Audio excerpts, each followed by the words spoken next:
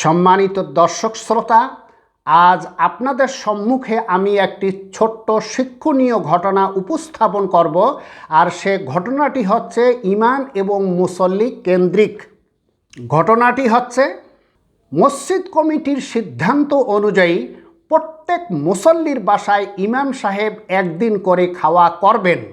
সিদ্ধান্ত অনুযায়ী ইমাম সাহেব এক মুসল্লির বাসায় খাওয়া করে চলে আসেন। অতঃপর মুসল্লি এবং তার স্ত্রী লক্ষ্য করলেন যে তাদের বিছানার বালিশের নিচে কিছু টাকা রক্ষিত ছিল। ইমাম সাহেব চলে আসার পর সেই টাকাগুলো পাওয়া যাচ্ছে না এবং সেই দিন ইমাম সাহেব ছাড়া অন্য কেউ তাদের ঘরে প্রবেশ করেনি। সুতরাং তাদের টাকা ইমাম সাহেবই চুরি করেছেন। টাকা চুরির সন্দেহে সেই মুসল্লি ইমাম সাহেবের সঙ্গে উঠা বসা, সালাম কালাম সব কিছু ছেড়ে দেন। এমনকি তিনি বিষয়টি অনেক মুসল্লির কাছে ব্যক্ত করেন।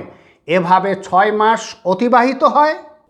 পুনরায় তার বাসায় ইমাম সাহেবকে খাওয়ানোর পালা ফিরে আসে, কিন্তু তিনি টাকা চোর ইমামকে খাওয়াতে অনীহা প্রকাশ করেন।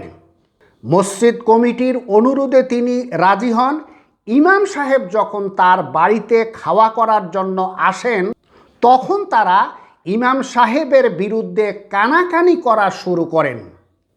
ইমাম সাহেব খাওয়া করার পর সবিনয়ে তাদের কাছে জানতে চান, হে ভাই, আমার বিরুদ্ধে কি আপনাদের কোনো অভিযোগ রয়েছে?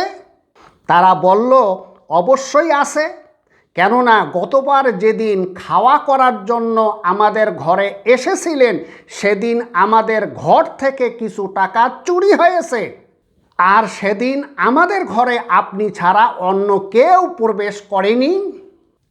ইমাম সাহেব অশ্রুসিক্ত হয়ে বললেন যে, ভাই, এতদিন আপনি টাকার কথা আমাকে বলেননি কেন?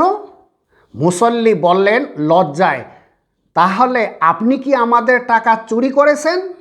ইমাম সাহেব বললেন, হ্যাঁ। তার কথা শুনে স্বামী স্ত্রী একেবারে হতবাক। ইমাম সাহেব বললেন যে, ভাই, যেদিন আমি আপনাদের ঘরে এসেছিলাম সেদিন ফ্যানের বাতাসে আপনাদের রক্ষিত টাকাগুলো এলোমেলো হয়ে যায়, আর আমি সেই টাকাগুলো কুড়িয়ে আপনাদের ঘরে কোরআন মজিদের ভিতরে রেখে দিয়েছি। আর আমি মনে করেছিলাম আপনারা কোরআন মজিদ পড়বেন, তখন আপনাদের টাকাগুলো পেয়ে যাবেন। আফসোস, আপনারা দীর্ঘ 6 মাস যাবত আল্লাহর কালাম তেলাওয়াত করা ছেড়ে দিয়েছেন। এমনকি টাকা চুরির অভিযোগে আপনি আমার সাথে উঠা বসা এবং কথাবার্তা বলা ছেড়ে দিয়েছেন। মনে রাখতে হবে, যেই জাতি 6 মাস বছর পর্যন্ত আল্লাহর কালাম তেলাওয়াত করা ছেড়ে দেয়, সেই জাতির কল্যাণ কিভাবে হতে পারে?